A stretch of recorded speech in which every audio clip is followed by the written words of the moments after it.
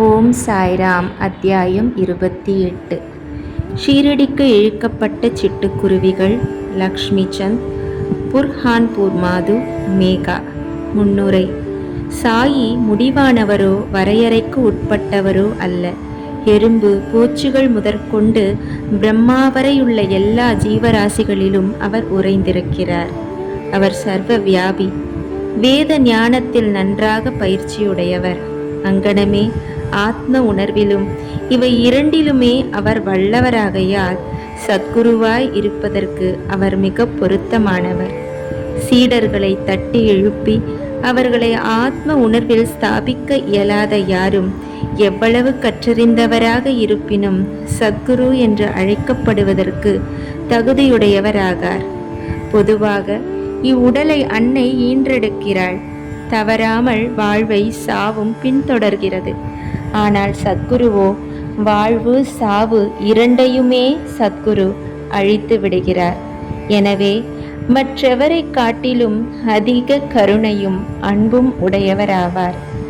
சாய்பாபா அடிக்கடி கூறுவதாவது: எனது ஆள், எனது பக்தன் எவ்வளவு தூரத்தில் இருந்தாலும், என்னிடமிருந்து 3000 மைல்களுக்கு அப்பால் இருந்தாலும் காலில் நூல் கட்டியுள்ள சிட்டுக்குருவியை போன்று ஷீரடிக்கு இழுக்கப்படுவான்.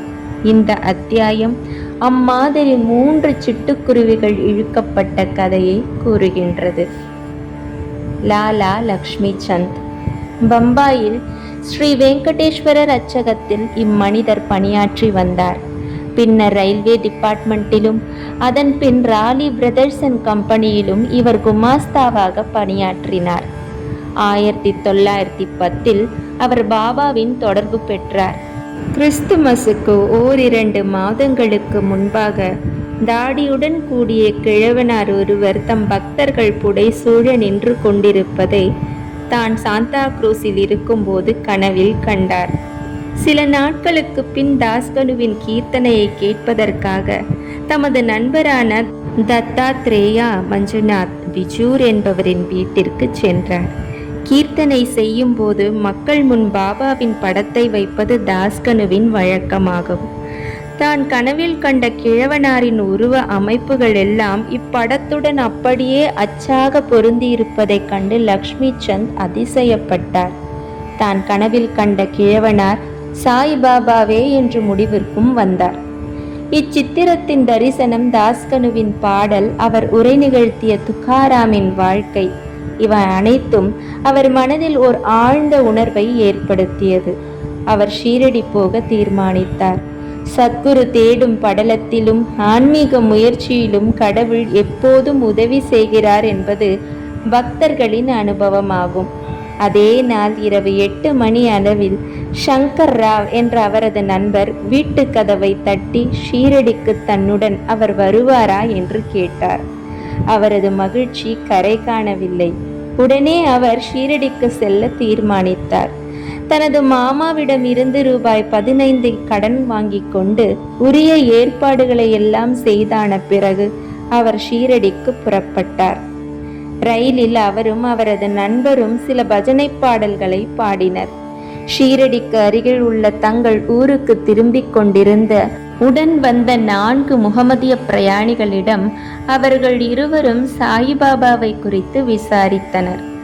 பல ஆண்டுகளாக ஷீரடியில் வசித்து வரும் சாயிபாபா ஒரு பெரும் ஞானி என்றும் அவர்கள் எல்லோரும் கூறினர். அவர்கள் கோப்பர்காவானை அடைந்தபோது பாபாவுக்கு சமர்ப்பிப்பதற்காக சில பழங்களை லக்ஷ்மி சந்த் வாங்க விரும்பியிருந்தார். ஆனால் அங்குள்ள இயற்கை காட்சிகள், வேடிக்கை வினோதங்கள் இவற்றில் அவ்வளவு தூரம் கவரப்பட்டவராய் அதிலேயே ஆழ்ந்து மூழ்கி மேற்படி பழங்களை வாங்குவதை மறந்தே போய்விட்டார். ஷீரடியை அவர்கள் நெருங்கிக் கொண்டிருந்த போது மீண்டும் பழங்களை பற்றி அவருக்கு நினைவு வந்தது. அதே சமயத்தில் தலையில் பழக்கூடையுடன் இருந்த கிழவி ஒருத்தி வண்டியை தொடர்ந்து ஓடி வந்து கொண்டிருப்பதை கண்டார். வண்டி நிறுத்தப்பட்டது. மகிழ்வுடன் சில பழங்களை பொறுக்கி அவர் வாங்கினார். அப்போது மீதமுள்ளவற்றையும் எடுத்து கொண்டு போய் என் சார்பில் பாபாவுக்கு சமர்ப்பியுங்கள் என்றாள் அக்கிழவி. பழங்களை அவர் வாங்க எண்ணியிருந்தது. அவர் அதை மறந்து போனது. அக்கிழவியின் குறுக்கீடு, பாபாவின் பால் அவளது பக்தி ஆகிய இந்த உண்மைகள் அனைத்தும் அந்த இரு நண்பர்களுக்கும் வியப்பூட்டியது. இந்த கிழவி தான் கனவில் கண்ட கிழவனாருக்கு ஏதேனும் உறவு போலும் என்று லக்ஷ்மி சந்த் நினைத்தார். பின்னர் மீண்டும் அவர்கள் சவாரி செய்து ஷீரடிக்கு அருகில் வந்தனர். மசூதியில் கொடி பறந்து கொண்டிருப்பதைக் கண்டு அதற்கு அவர்கள் வணக்கம் செலுத்தினர். கையில் பூஜை சாமான்களுடன் மசூதிக்கு சென்று உரிய முறையில் பாபாவை வழிபட்டனர். லக்ஷ்மி சந்த் பாபாவை கண்டதும் மிகவும் உருகி அதிக மகிழ்ச்சி அடைந்தார். நறுமணம் கமிழும் தாமரை மலரால் தேனீ ஒன்று கவரப்படுவது போல் பாபாவின் திருவடிகளில் அவர் கவரப்பட்டார். பின்னர் பாபா கூறினார், வஞ்சகமான ஆசாமி, வழியில் பஜனை செய்கிறான், மற்றவர்களை விசாரிக்கிறான். ஏன் மற்றவர்களை கேட்க வேண்டும்? நமது கண்களாலேயே எல்லாவற்றையும் நாம் காண வேண்டும். மற்றவர்களை கேட்க வேண்டிய அவசியம் என்ன? உனது கனவு மெய்யா பொய்யா என்று நீயே எண்ணிப்பார். மார்வாடியிடம் இருந்து கடன் வாங்கி கொண்டு தரிசனத்துக்காக வரவேண்டியதன் தேவை என்ன?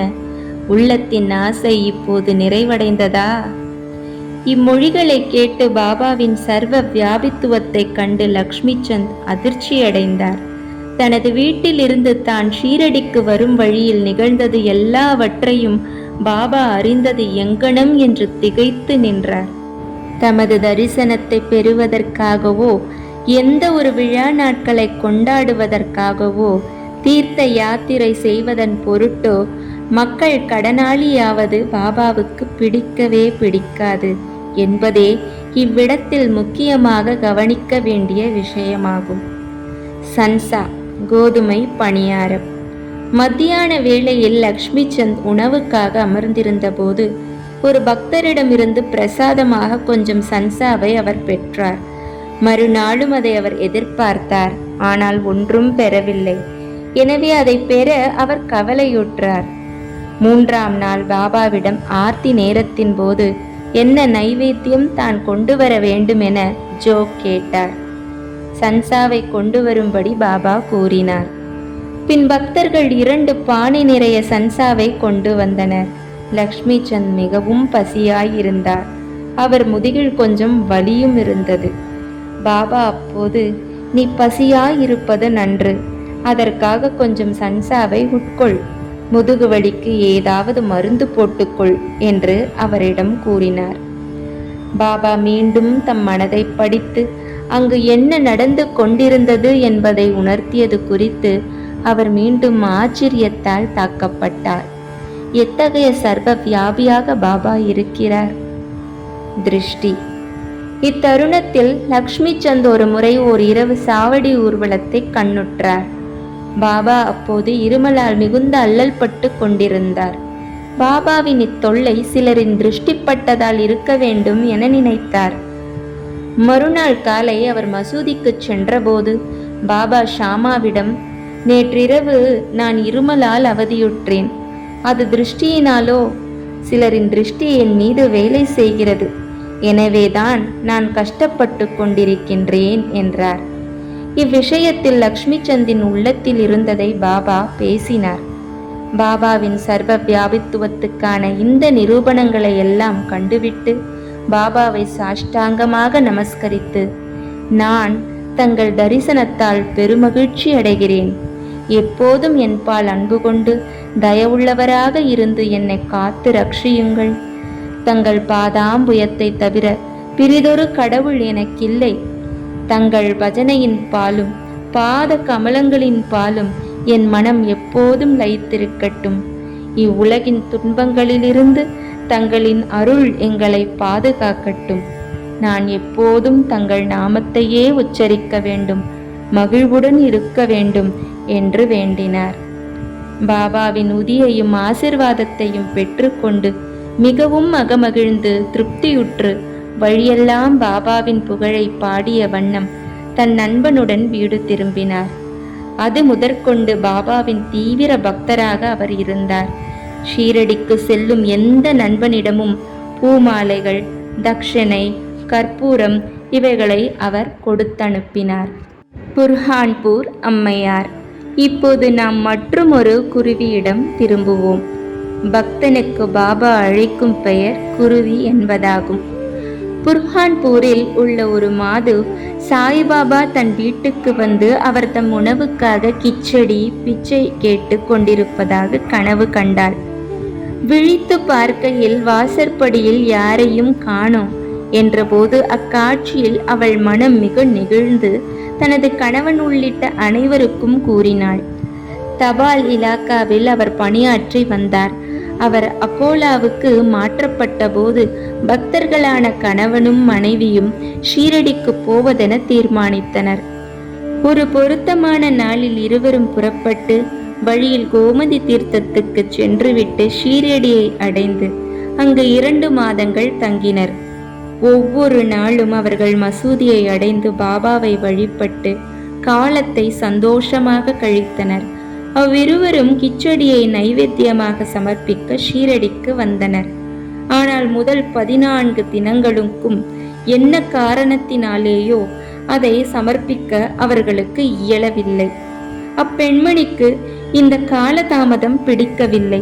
பின் 15வது நாள் அவள் தனது கிச்சடியுடன் மசூதிக்கு வந்தாள். பாபாவும் மற்றவர்களும் ஏற்கனவே சாப்பாட்டுக்காக அமர்ந்து கொண்டிருப்பதையும் திரை தொங்கவிடப்பட்டதையும் கண்டாள். ஆனால் அவளால் பொறுக்க இயலவில்லை.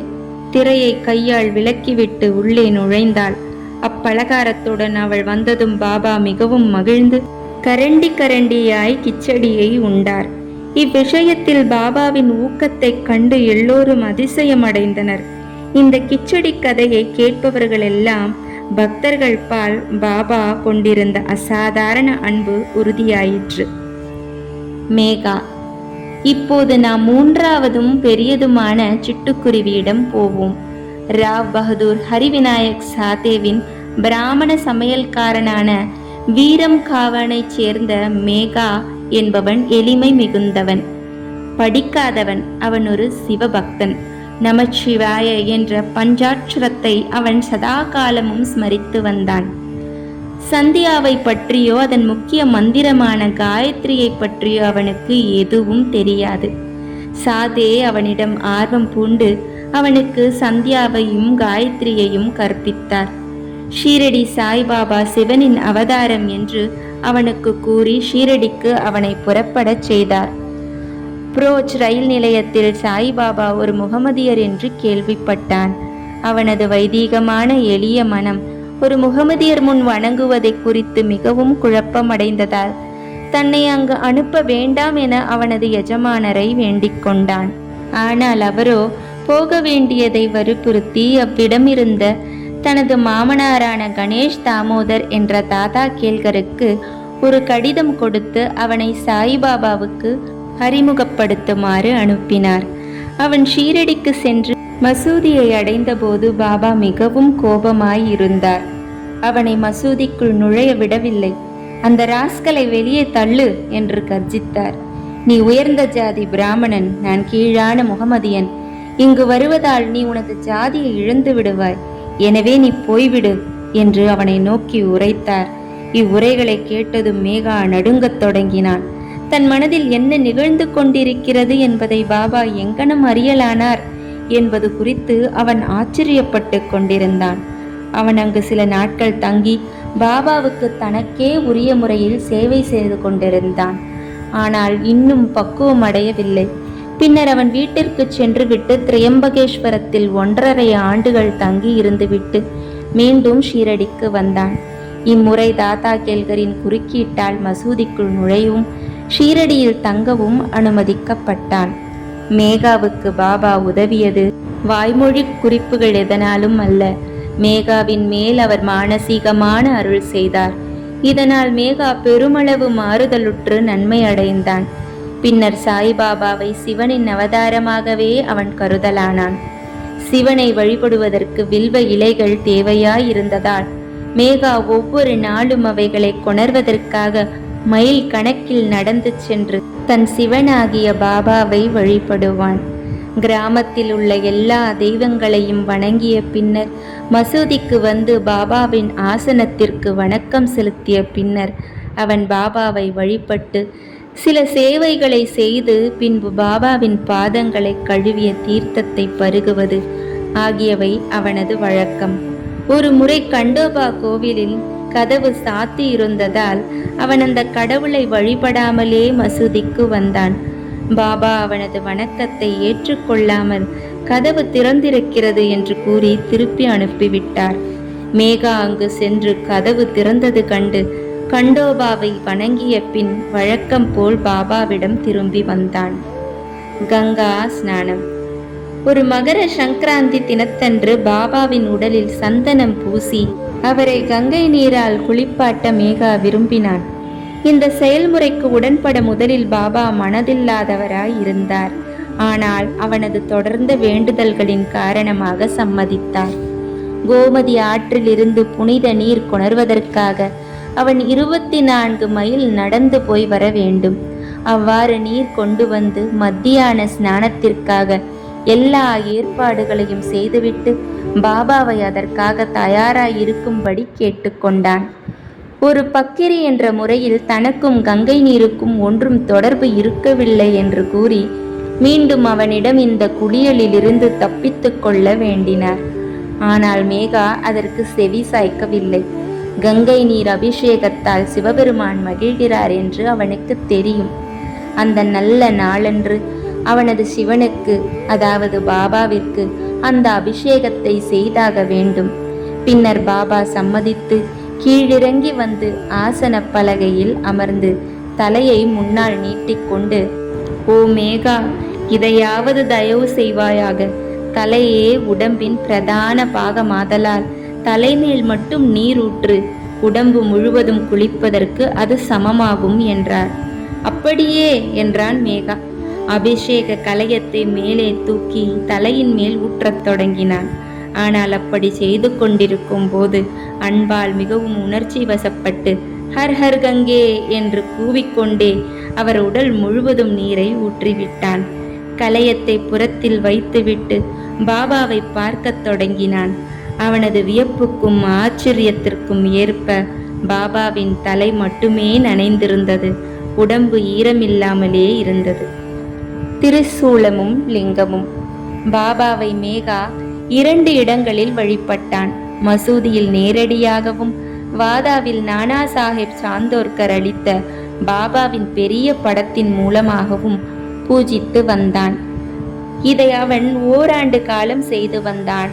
பின்னர் அவனது பக்தியை மெச்சி அவனது நம்பிக்கையை உறுதி செய்வதற்காக பாபா அவனுக்கு ஒரு காட்சி நல்கினார். ஒரு நாள் அதிகாலையில் மேகா இன்னும் படுக்கையை விட்டு எழாமல் இருக்கையில், ஆனால் கண்கள் மூடி இருந்த நிலையில், அதாவது விழிப்பு நிலையில் பாபாவின் உருவத்தை அவன் தெளிவாக கண்டான்.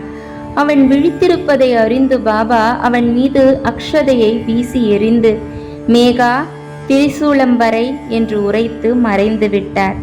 இவ்வார்த்தைகளை கேட்டு அவன் ஆவலுடன் கண்களை திறந்தான். ஆனால் அங்கு பாபாவை காணவில்லை. அக்ஷதை மட்டும் அங்கும் இங்கும் சிதறி கிடப்பதை கண்டான். பின்னர் பாபாவிடம் சென்று காட்சியை பற்றி கூறி ஒரு திரிசூலம் வரைவதற்கு அவரின் இசைவையும் கேட்டான். பாபா கூறினார், திரிசூலம் வரையும்படி நான் உன்னை கேட்ட மொழிகளை நீ கேட்கவில்லையா?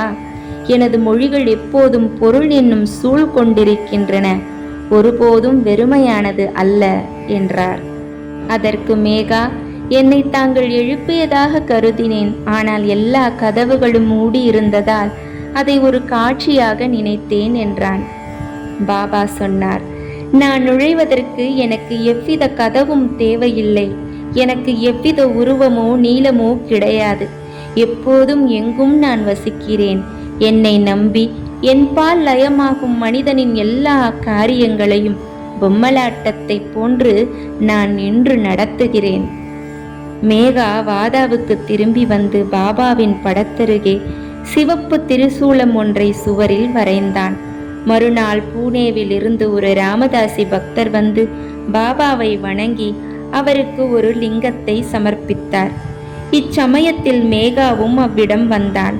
பாபா அவனிடம், பார், சங்கர் வந்துவிட்டார், இப்போது அவரை காப்பாற்று, அதாவது வழிபடு. சூலத்தை லிங்கம் உடனே தொடர்ந்து வந்தது கண்டு மேகா அதிசயமடைந்தான். வாதாவிலும் கூட காக்கா சாஹிப் தீக்ஷித் குளித்த பின் கையில் துவட்டிய துண்டுடன் நின்று சாயியை நினைத்து கொண்டிருந்தார். அப்போது மணக்காட்சியில் ஒரு லிங்கத்தை கண்டார். இது குறித்து அவர் அதிசயப்பட்டு கொண்டிருக்கையில் மேகா அவ்விடம் வந்து பாபா தனக்கு பரிசளித்த லிங்கத்தை அவரிடம் காட்டினான். தான் சில நிமிட நேரங்களுக்கு முன் காட்சியில் தரிசித்த லிங்கம் இத்துடன் அச்சாக பொருந்தியிருப்பது கண்டு அவர் மிகவும் மகிழ்வுற்றார்.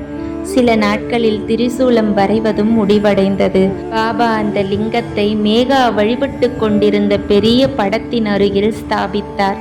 சிவபூஜை செய்வது மேகாவுக்கு மிகவும் பிடித்தமானது. திரிசூலம் வரையச் செய்வித்தும் அதன் அருகில் லிங்கத்தை ஸ்தாபித்தும் பாபா அவனது நம்பிக்கையை ஊர்ஜிதம் செய்தார்.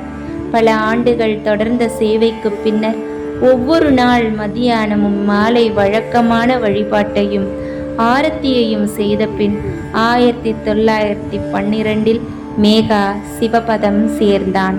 பின்னர் பாபா தமது கைகளை அவனது உடல் மீது தடவி, இவன் என் உண்மை பக்தன் என உரைத்தார். தமது சொந்த செலவிலேயே வழக்கமான சாப்பாடு பிராமணர்களுக்கு செய்து வைக்க ஆணையிட்டார். இது காக்கா சாஹிப் தீக்ஷித்தால் நிறைவேற்றப்பட்டது. ஸ்ரீ சாயியை பணிக. அனைவருக்கும் சாந்தி நிலவட்டும். ஜெய் ஜெய் சாய்ராம்.